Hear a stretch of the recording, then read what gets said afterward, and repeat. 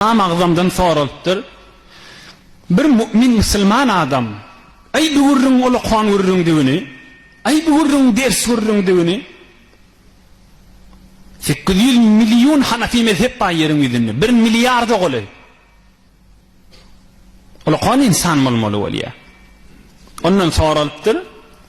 Bir Müslüman adam, mümin adam, yani büyük Allah mehabbeti var adam, ihtimal var dünyadan bir iman geçsin.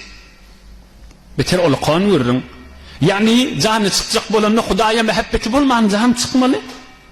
Yani Resulullah'ın kabul etmeyeni mehabbeti bulman canı çıkmalı.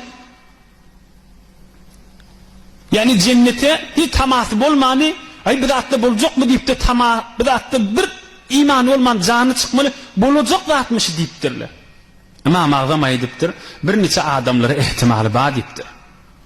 Şon biri bir Müslüman adam ki özünün Müslümanlığına hoş olmasa deyiptir. Özünün Müslümanlığına büyük Allah'ın azametinin beraberine şükretmese deyiptir. Hudaya men Müslüman etip yarattın. Hudaya men enatam Müslüman oluptur. Hudaya men bir daha etiptirsin Allah diyen etiptir. Hudaya men çay su içip bulumda Bismillah diyen etiptirsin.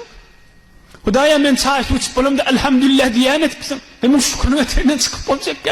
Bir men gayrı rakta yaşap Hudaya peygamber olacak mı deyip benim olsak ne?